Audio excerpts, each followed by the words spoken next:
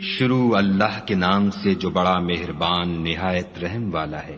ہم نے نوح کو ان کی قوم کی طرف بھیجا کہ پیشتر اس کے کہ ان پر درد دینے والا عذاب واقع ہو اپنی قوم کو ہدایت کر دو۔ انہوں نے کہا کہ بھائیو، میں تم کو کھلے طور پر نصیحت کرتا ہوں کہ خدا کی عبادت کرو اور اس سے ڈرو اور میرا کہا مانو۔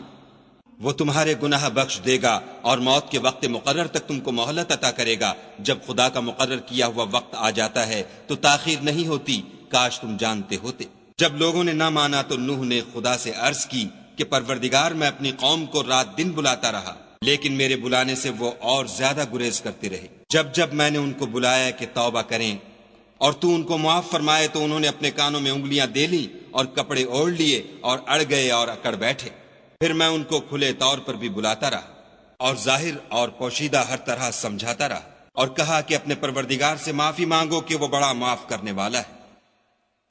وہ تم پر آسمان سے مہ برسائے گا اور مال اور بیٹوں سے تمہاری مدد فرمائے گا اور تمہیں باغ عطا کرے گا اور ان میں تمہارے لیے نہریں بہا دے گا۔ تم کو کیا ہوا ہے کہ تم خدا کی عظمت کا اعتقاد نہیں رکھتے، حالانکہ اس نے تم کو طرح طرح کی حالتوں کا پیدا کیا ہے؟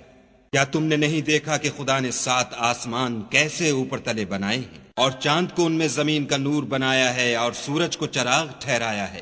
اور خدا ہی نے تم کو زمین سے پیدا کیا ہے، پھر اسی میں تمہیں لوٹا دے گا اور اسی سے تم کو نکال کھڑا کرے گا۔ اور خدا ہی نے زمین کو تمہارے لیے فرش بنایا تاکہ اس کے بڑے بڑے کشادہ رستوں میں چلو پھرو۔ اس کے بعد نوح نے عرض کی کہ میرے پروردگار، یہ لوگ میرے کہنے پر نہیں چلے اور ایسوں کے تابع ہوئے ہیں جن کو ان کے مال اور اولاد نے نقصان کے سوا کچھ فائدہ نہیں دیا، اور وہ بڑی بڑی چالیں چلے اور کہنے لگے کہ اپنے معبودوں کو ہرگز نہ چھوڑنا، اور ودہ اور سوا اور یغوس اور یعوق اور نصر کو کبھی ترک نہ کرنا۔ پروردگار، انہوں نے بہت لوگوں کو گمراہ کر دیا ہے، تو ان کو اور گمراہ کر دے۔ آخر وہ اپنے گناہوں کے سبب پہلے غرقاب کر دیے گئے، پھر آگ میں ڈال دیے گئے، تو انہوں نے خدا کے سوا کسی کو اپنا مددگار نہ پایا۔